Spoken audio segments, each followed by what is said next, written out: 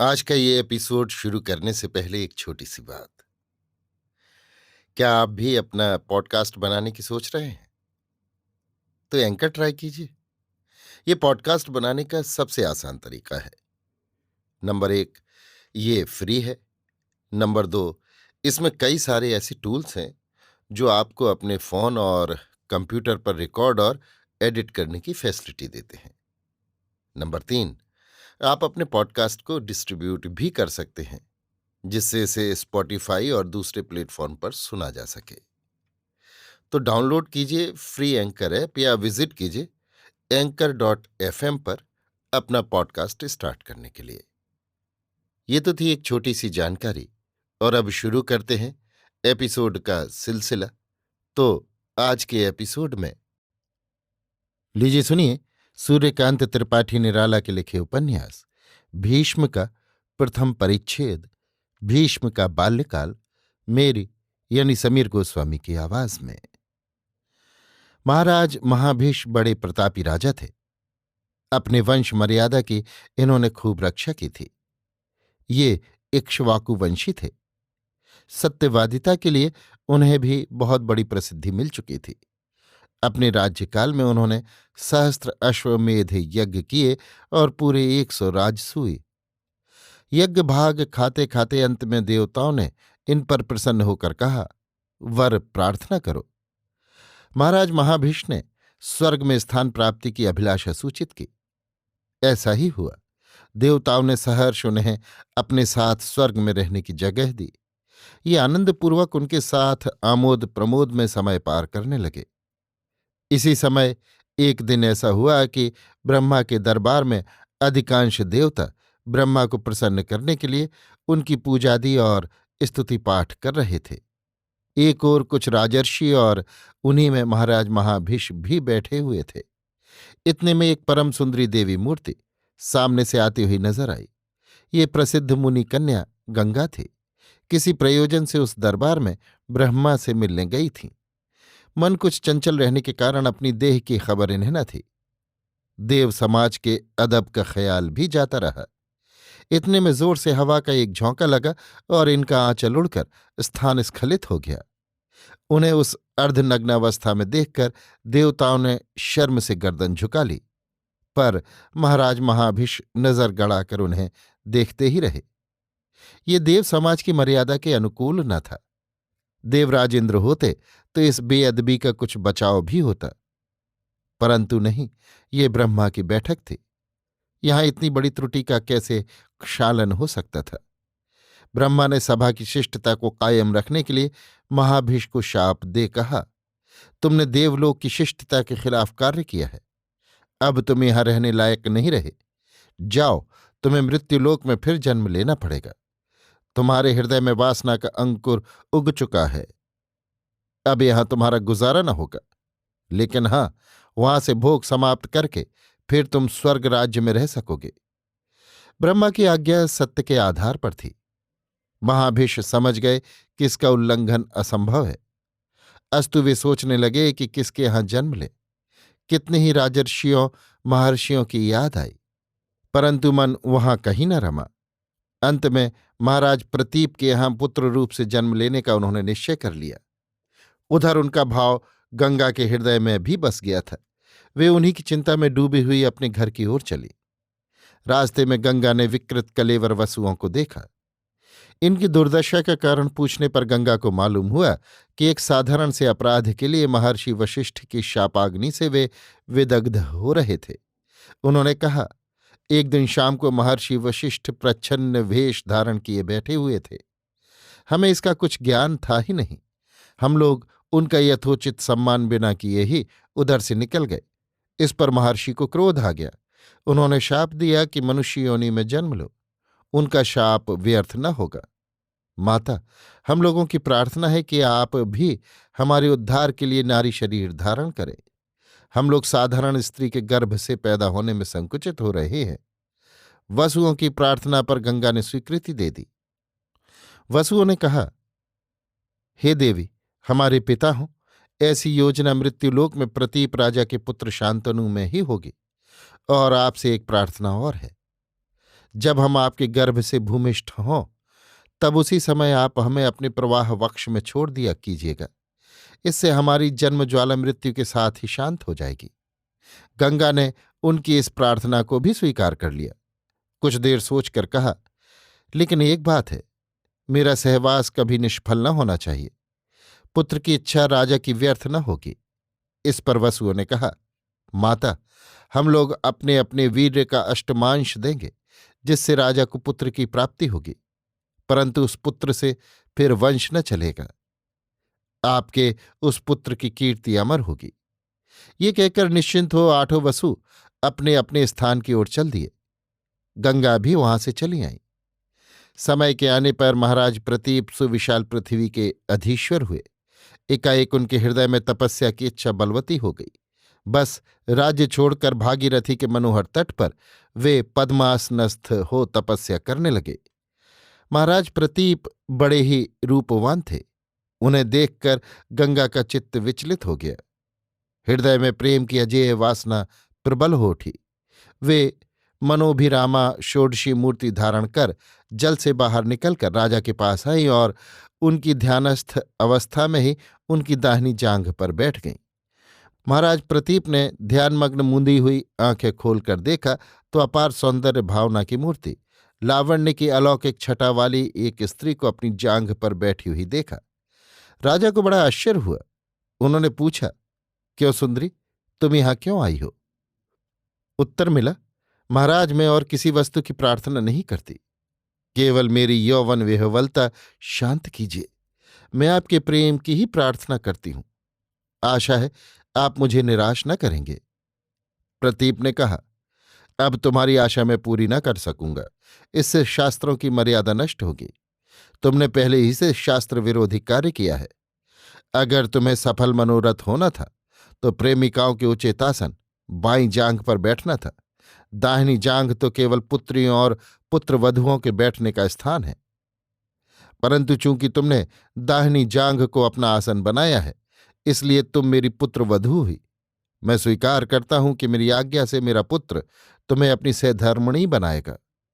महाराज प्रतीप की धर्मानुकूल हृदय ग्रहणी सत्योक्ति सुनकर गंगा बोली, महाराज, आपकी आज्ञा शिरोधार्य है।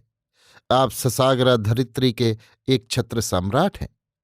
आपके अनुशासन के अनुकूल चलना मुझे स्वीकार है, परंतु साथ ही एक अर्ज मैं आपसे करूंगी। वो ये कि आपके पुत्र को मेरी अभिलाषा के प्रतिकूल कोई कार्य न करना होगा। मेरा और उनका प्रेम संबंध तभी तक दृढ़ रहेगा, और यों तो मुझे परम आनंद है कि मैं भरत कुल की कामनी हो सकूंगी। यों भी आपको विश्वास रहे, मैं कोई साधारण स्त्री नहीं हूं। मेरे साथ परिणय संबंध दृढ़ करके आपके पुत्र संसार में अमर कीर्ति के अधीश्वर हो सकेंगे। आपका कुल भी पवित्र हो जाएगा।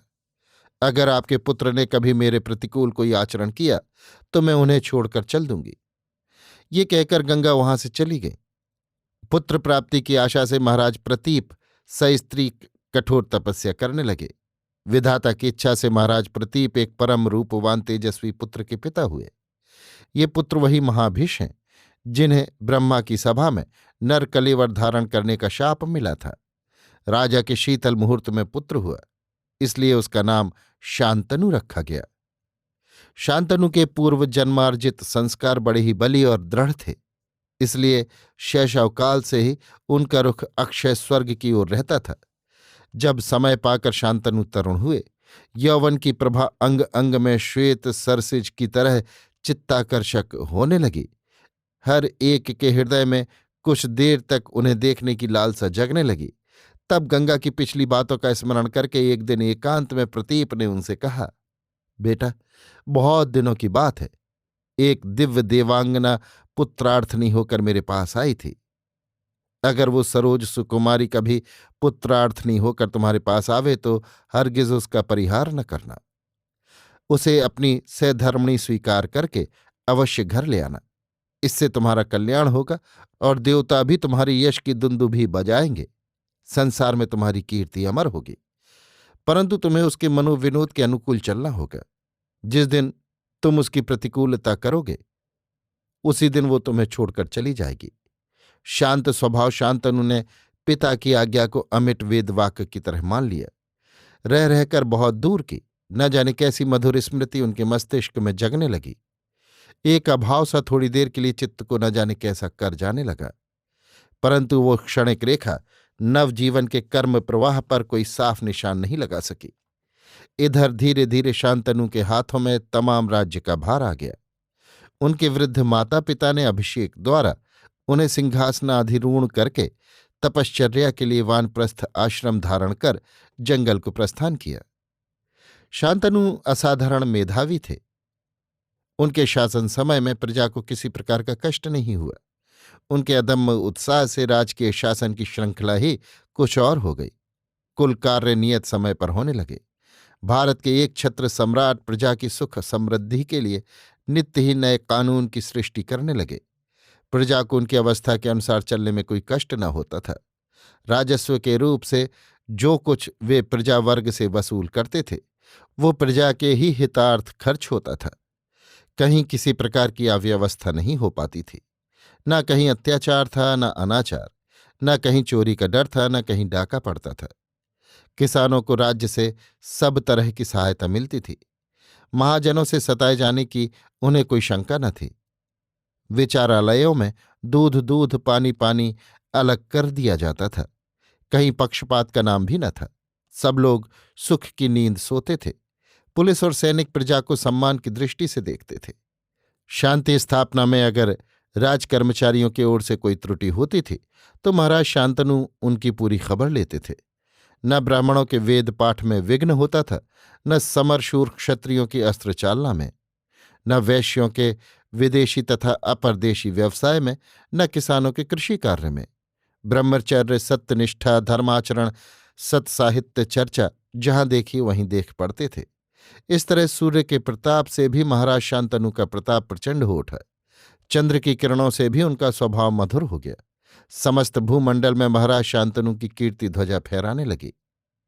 राज्य शासन के साथ ही शांतनु की मृगया रुचि भी बढ़ती गई। जहां कहीं उन्हें विकट जंगल का पता चलता, शेर, बराह और हिरणों के झुंड का संवाद मिलता, वहीं वे सशस्त्र शिकार के लिए दाखिल हो जाते।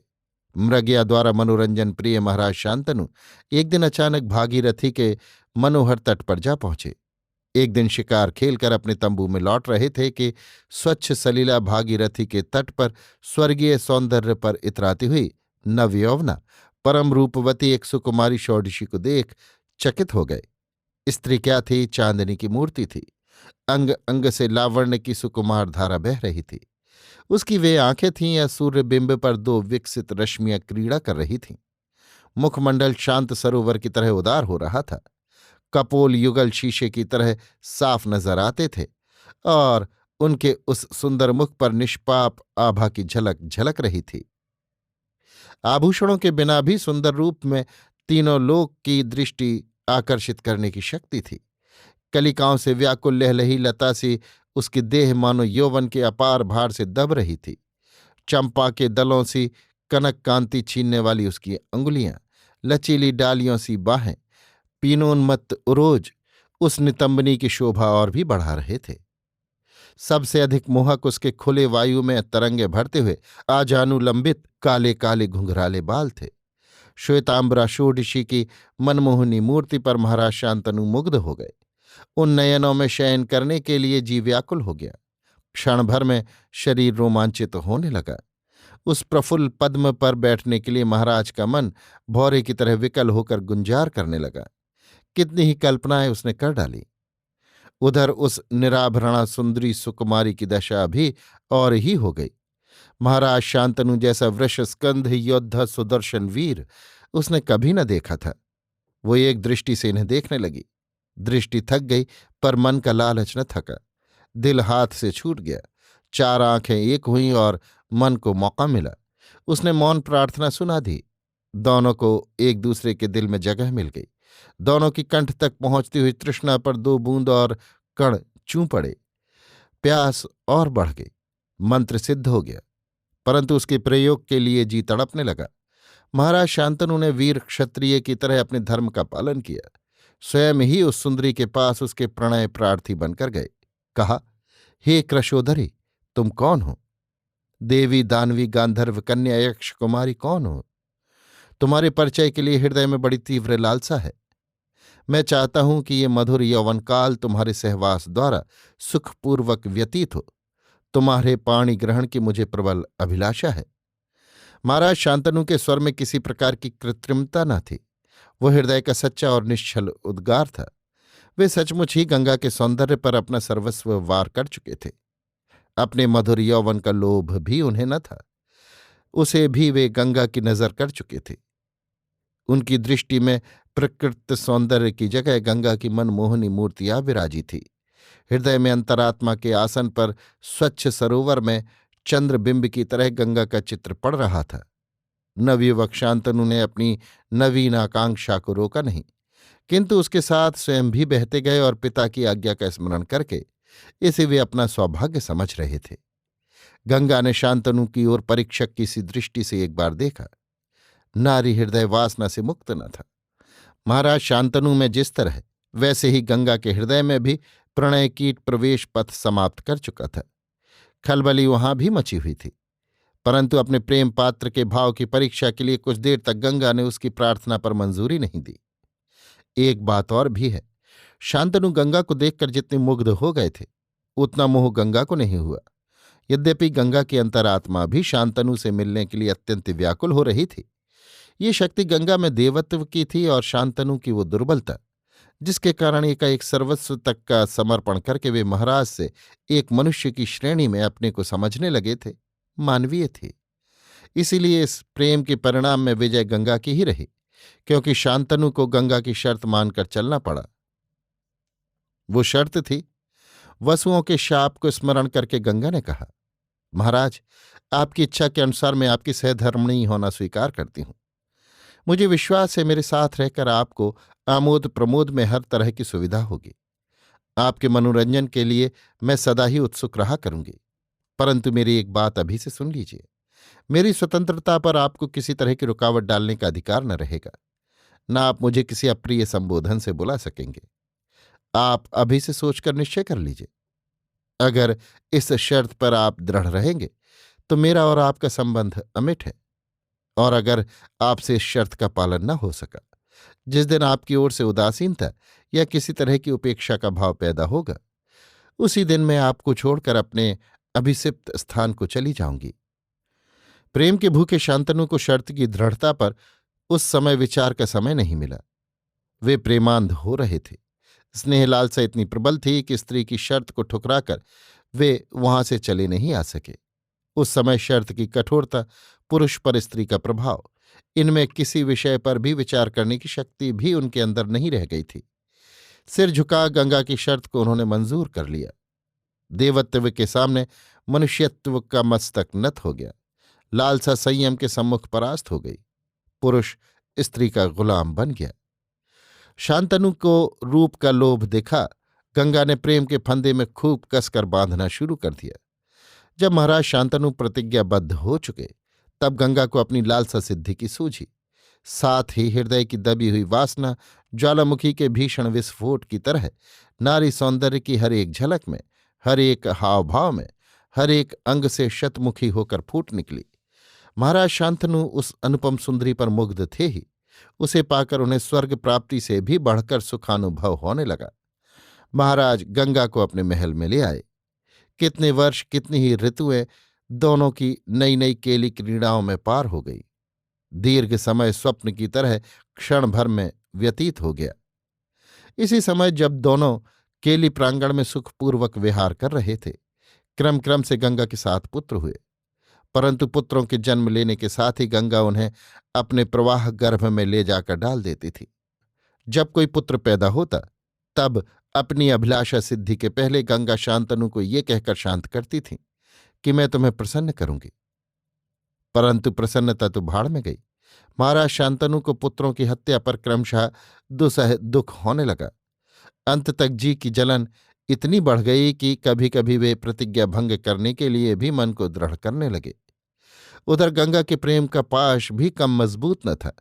उसे तोड़ना महाराज के लिए कदाचित पुत्र शोक से अधिक दुखप्रद हो रहा था।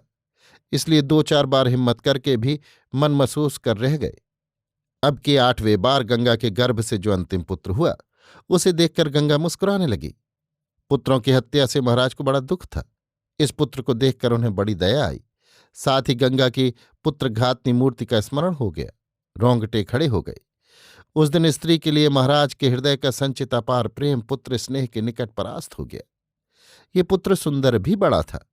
सुकुमार आंखों से उसे अपनी ओर देखते हुए देखकर बिना बोले शांतनु से न रहा गया। उसके जीवन के लिए अजानी राह से होकर न जाने वो कैसा एक प्रबल स्नेह था, आया और उनके संपूर्ण अंतरात्मा पर अधिकार जमा लिया। पुत्र को बचाने की बड़ी इच्छा हुई। पत्नी के प्रति विजातीय भाव सा पैदा हो गया। गंगा से उन्होंने कहा, देखो, इस पुत्र पर अपने अधिकार का दावा न करो।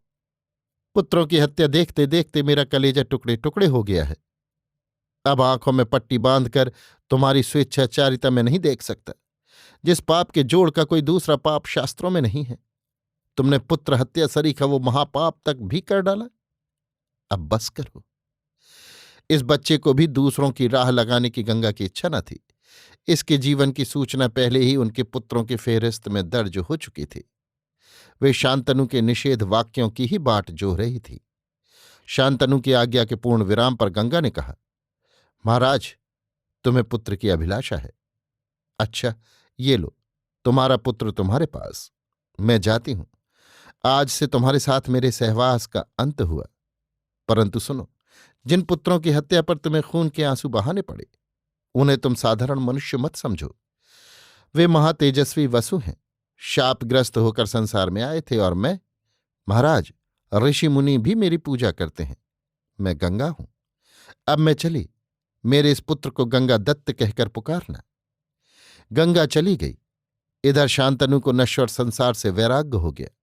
जिस अनुपमा सुंदरी को अपनी आत्मा से भी अधिक प्यार करते थे, जिसके लिए दुसह पुत्र शोक को भी कलेजा थाम कर सह लिया, आंखों का सुरमा, स्वरूप का दर्पण, लालसा की हरी भरी वासंती वल्लरी और प्रेम की प्रत्यक्ष मूर्ति समझते थे, उसे न देखकर चिरकाल की अर्जित तपस्या वृत्ति स्वभावतः उन्हें अपनी ओर झुका ले गई। महाराज शांतनु राज्य का संपूर्ण भार मंत्रियों के सुपुर्द करके तपस्या के लिए अरण्यवासी हो गए। गंगा के मनोहर तट पर तपस्या में दीर्घ काल व्यतीत हो गया, परंतु राज्य में लौटने की उन्हें सुध भी न रही। एकाएक विरक्त हुए महाराज शांतनु के चले जाने पर राजकर्मचारियों को बड़ी असुविधा हुई, परंतु बालक गंगा दत्त को देखकर राजधानी के लोग बहुत कुछ सब्र कर लेने लगे। पंडितों ने गंगा दत्त का नाम देवव्रत रखा। हस्तिनापुर के लोग बालक को देवव्रत के नाम से ही पुकारते थे। देवव्रत बचपन से ही बड़े होनहार थे। उनके दमकते हुए मुखमंडल पर बचपन से ही आत्मगौरव की रेखा झलक जाया करती थी। भरा हुआ मुख प्रसन्नता का आईना हो रहा था। जो कोई उसे देखता उसी के अंदर प्रसन्नता फूट पड़ती थी। सब लोग बच्चे को बड़ा होनहार कहते थे। सब लोग उसकी तेजी गर्वमंडित प्रसन्न दीप्ति पर मुग्ध थे। महाराज शांतनु के चले जाने पर बच्चे का भार गंगा ने लिया। हस्तिनापुर से देवव्रत को अपने साथ ले गई। उसकी शिक्षा का विचार करके महर्षि वशिष्ठ के आश्रम में अध्ययन के लिए बच्चे को छोड़ आना उन्होंने दूसरी जगहों से उत्तम समझा। बालक देवव्रत माता के साथ प्रसन्नतापूर्वक वशिष्ठ के आश्रम में चले गए। बालक होनहार था ही, महर्षि वशिष्ठ भी त्रिकालज्ञ थे। बच्चे को देखते ही उन्होंने उसकी भविष्य कीर्ति का ज्ञान नेत्रों से अध्ययन कर लिया और बड़े आग्रह से उसे पढ़ाने के लिए तैयार हो गए। इस तरह बालक देवव्रत को वशिष्ठ के संरक्षण में छोड़कर गंगा अपने स्थान को चली गई। इधर यथाविधि देवव्रत की शिक्षा दीक्षा होने लगी। पूर्व जन्मार्जित संस्कारों के कारण अल्पकाल में ही देवव्रत शास्त्रों में पारंगत हो गए। महर्षि को सर्वशास्त्र पारदर्शी बालक देवव्रत का उज्ज्वल भविष्य मालूम था ही। उन्होंने उसे दिल खोलकर पढ़ाया, अपनी संचित अगाध विद्या का संपूर्ण दान कर दिया। जब किसी विषय की कोई त्रुटि न रह गई, तब शुभाशीर्वाद देकर महर्षि ने अपने परम शिष्य बालक देवव्रत को विदा किया। गंगा ने बड़े स्नेह से बच्चे का कपोल चुंबन किया और क्षात्र वीर मंडल विजयी धनुर्वेद वारिधि परशुराम की सेवा में पहुंचकर क्षत्रियोचित धनुर्विद्या प्राप्त करने का उपदेश दिया। देवव्रत भगवान परशुराम के आश्रम में गए। बड़ी श्रद्धा से दंडवत प्रणाम किया। परशुराम ने आने का कारण पूछा। समर शिक्षा का अभिप्राय जान बालक के जोशीले चेहरे की ओर आंख उठाकर देखा। वैसा सुसंगठित होनहार बालक उनसे शिक्षा ग्रहण करने के लिए तब तक न आया था। परशुराम के रोम रोम से आनंद की धारा बह चली। हृदय में अगाध स्नेह उमड़ आया। बड़े प्यार से देवव्रत को वे अस्त्र शिक्षा देने लगे। निशाने पर अचूक वार करना, दोनों हाथों से बराबर तीर चलाना, विपक्षी के वारों से बचना, चलते फिरते निशाने पर तीर बेधना, व्यूह रचना, सैन्य समावेश, सब प्रकार के अस्त्रों का प्रयोग और भी अनेक तरह की सामरिक शिक्षाएं देवव्रत को दी गईं। अपने समय के सर्वश्रेष्ठ वीर पुरुष ने शिक्षा ग्रहण में आचार्य को पूर्णतया संतुष्ट कर दिया। जब शिक्षा पूरी हो गई तब आचार्य भगवान परशुराम ने देवव्रत को हृदय के अंतस्थल से आशीर्वाद दे सहर्ष विदा किया। शिष्य की योग्यता पर परशुराम को परम संतोष था। उन्होंने अपने शिष्य को अभय देते हुए कहा, जाओ, तुमसे समर में जीतने वाला संसार में कोई न होगा। एक दिन की बात है कि देवव्रत मृगया के लिए निकले। बड़ी देर तक तलाश करते करते दूर निकल गए। उन्हें कुछ दूर पर एक मृग दिखाई पड़ा। धनुष पर चढ़ाकर मृग का लक्ष्य करके देवव्रत ने बाण छोड़ दिया। बाण विद्ध हो जाने पर मृग भागा। देवव्रत ने पीछे से उसे खदेड़ दिया। इस तरह उसके पीछे दौड़ते दौड़ते देवव्रत गंगा के तट पर आ पहुंचे। या उन्होंने इतने तीर चलाए कि चारों ओर का आकाशमंडल तीरों से छा गया। गंगा का पानी बाणों से जान पड़ने लगा कि अब सूखना ही चाहता है। महाराज शांतनु वहीं तपस्या कर रहे थे। गंगा की ये दशा देखकर उन्हें बड़ी चिंता हुई। वे इसका कारण विचारने लगे। थोड़ी ही देर में उन्होंने देखा कि एक परम सुंदर राजकुमार दिव्य शस्त्रों से सुसज्जित यमदंड के समान कठिन कोदंड लिए हुए गंगा के तट पर खड़ा है। उस तरुण युवक की दृढ़ प्रतिज्ञा, अचल चितवन और साहसी विशाल उन्नत वक्ष स्थल देखकर महाराज शांतनु चकित हो गए, परंतु पहचान नहीं सके। देवव्रत को बिल्कुल बचपन में उन्होंने छोड़ा था, लेकिन देवव्रत पिता को फौरन पहचान गए। उन्हें शंका हुई कि पिता को कहीं मालूम न हो जाए। संकोचवश वे वहां से अंतर्हित हो गए। इस होनहार युवक की छवि महाराज शांतनु की आंखों में बस गई थी। वे उसके परिचय के लिए उतावले हो गए। गंगा से उन्होंने अपने पुत्र को देखने की प्रार्थना की। महाराज की प्रार्थना पूरी करने के लिए गंगा देवव्रत को महाराज के पास ले आई और कहा, राजन, ये वही 8वां बालक है जिसके लिए आपने प्रार्थना की थी। इन्हें आप कम न समझिए, ये महापुरुष हैं। महर्षि वशिष्ठ के पास रहकर सर्वशास्त्रों में इनका प्रवेश हो चुका है और भगवान परशुराम के निकट अस्त्र संचालन की ये पूर्ण शिक्षा प्राप्त कर चुके हैं। समर क्षेत्र में इनका मुकाबला करने लायक इस समय संसार में कोई वीर नहीं है, न इनके रहते समय तक होगा। ये इंद्र से अधिक शक्तिमान है। शास्त्रों में भी इनका अथाह ज्ञान है।